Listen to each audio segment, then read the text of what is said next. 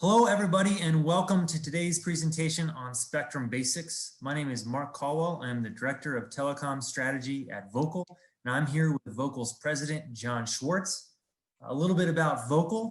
We are a collaboration of 5 different EBS or 2.5 gigahertz band license holders. EBS stands for the Educational Broadband Service, and as we hold Spectrum licenses, we pay a lot of attention to the Spectrum marketplace. Today's presentation about the basics will give you the background for another presentation about the Spectrum marketplace. So with that introduction, I want to pass it over to John Schwartz. Hi, thanks very much. I apologize for appearing as a disembodied voice here. It seemed to be the best way to record this. This is paired with another presentation on Spectrum market developments, especially as they affect the educational broadband service. And it was prepared for Voqal's own board of directors. And this is designed to kind of give you the vocabulary and the concepts needed for the market developments presentation.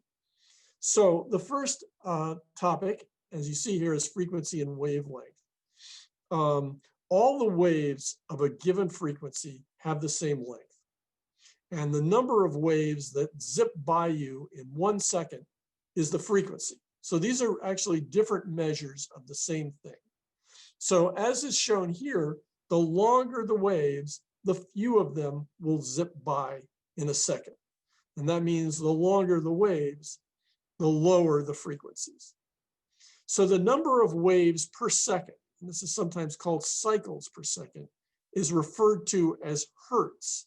And it's abbreviated HZ with the H capitalized. So the connection here is the speed of light, which is also the speed that radio waves travel. And since light travels at 186,000 miles per second, a wave that's 186,000 miles long would have a frequency of 1 hertz.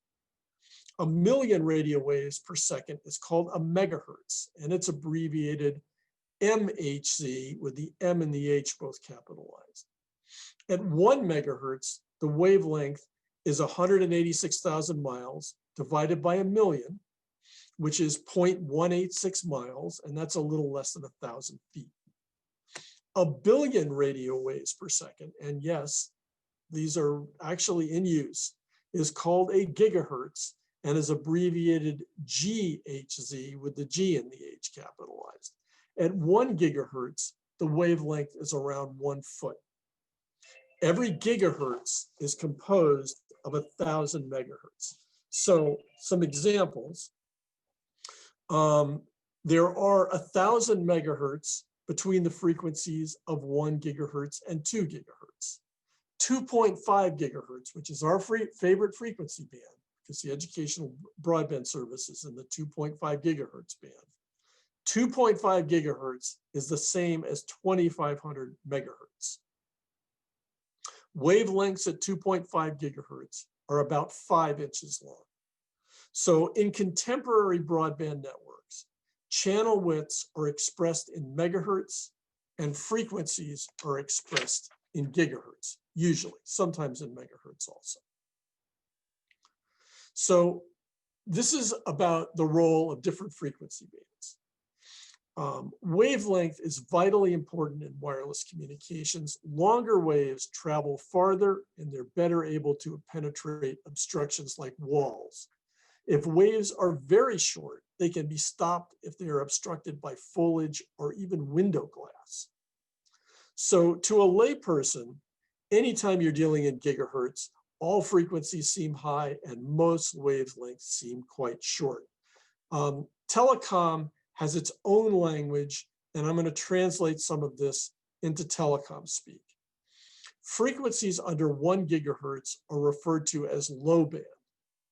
Low band frequencies are usually described in megahertz. So for example, 0.5 gigahertz is usually called 600 megahertz.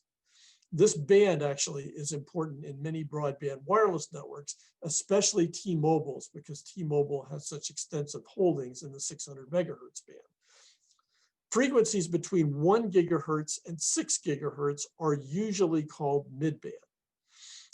Because this represents a considerable range, often frequencies towards the lower part of this range are called lower midband, and those towards the top are called upper midband.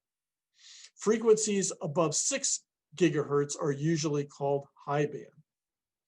When frequencies get high enough, the wavelengths are so short that they're referred to as millimeter wave, meaning that the wavelength is measured in millimeters.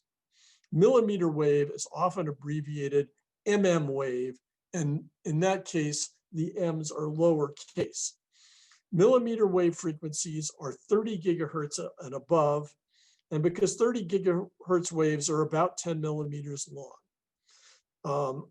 Other commonly used high band frequencies, such as 24 gigahertz and 28 gigahertz, are often commonly referred to as millimeter wave, even though I suppose by the narrow definition, they're not. As shown on this graph, low band spectrum has superior coverage, but is licensed in small slices that have limited capacity. And we cover that quite a bit in the spectrum market developments presentation. High band spectrum, in contrast, is licensed in very large slices. Sometimes 100 megahertz wide, even 500 megahertz wide, but millimeter wave signals have very poor coverage.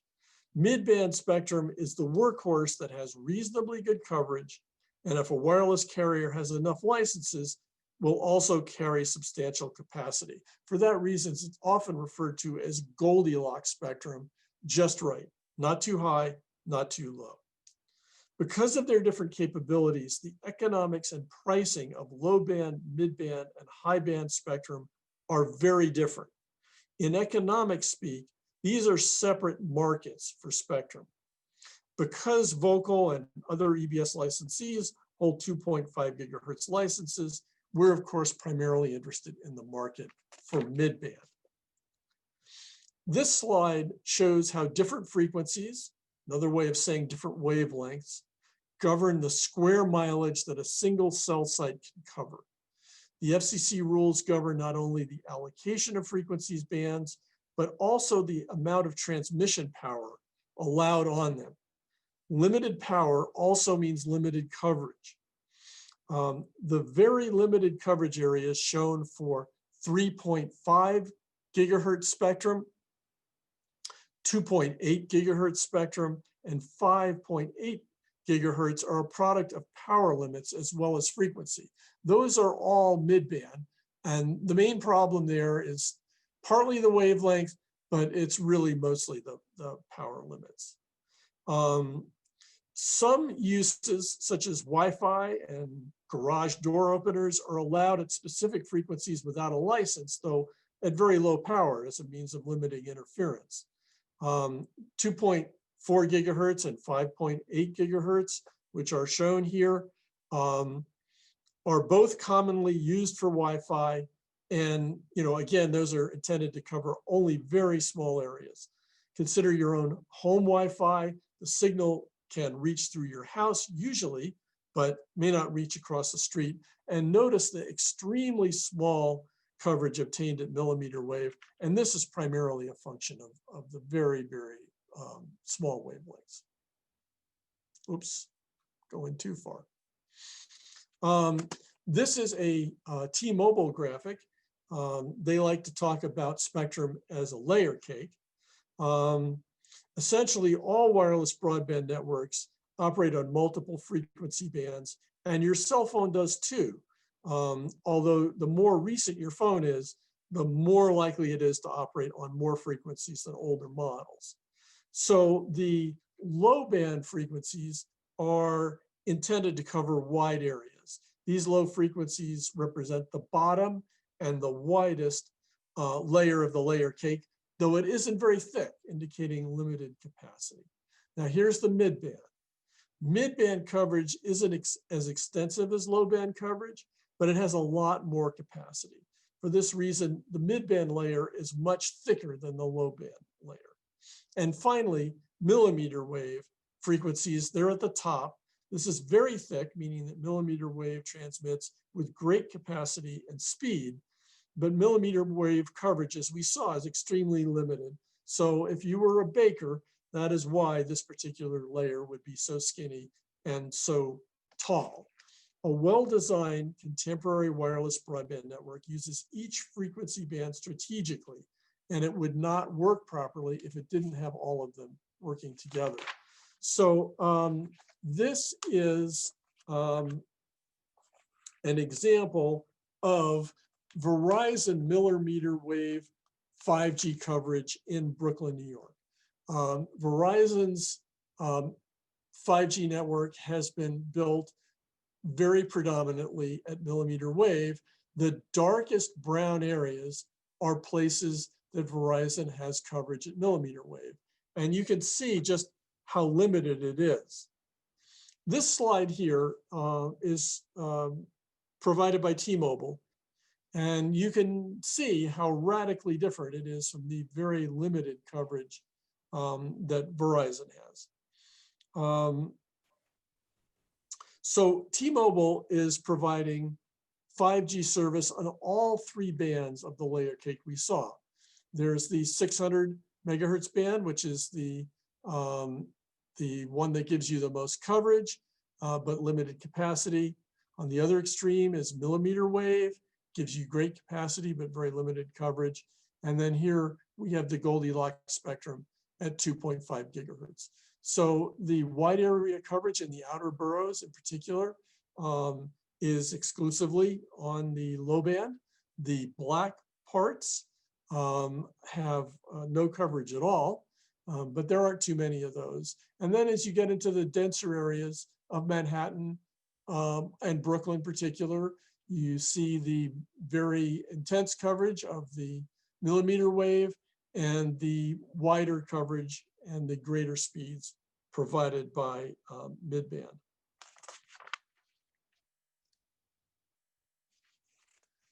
So now we're going to switch to economics from physics. And we're going to talk about the economic unit for spectrum is the megahertz pop.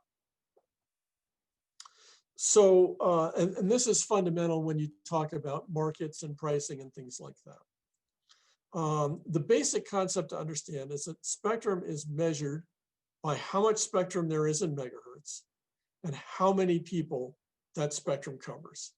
Hence the term of megahertz pop. You take the amount of spectrum in megahertz, you multiply that by the population in the geographic area that the spectrum covers. So if you had a 10 megahertz channel and it covered 1 million people, you'd have 10 million megahertz pops. So spectrum is auctioned off by the FCC periodically. In 2020, we have a real life example. This is 3.5 gigahertz spectrum and something that's called the Citizen Band Radio Service. It was auctioned off by counties. So this is what happened in Cook County, Illinois. There was 70 megahertz sold. The population of Cook County that was used is almost 5.2 million. That gives you total proceeds for the 70 megahertz of almost $280 million. And the proceeds per megahertz pop was almost 77 cents per megahertz pop. Again, if you haven't seen our spectrum market developments video, I encourage you to do so because it puts all these concepts to use. So thanks a lot. Thanks, John, for the presentation today. Again, if you want to learn more, please visit voqal.org, and we look forward to engaging with you in the future.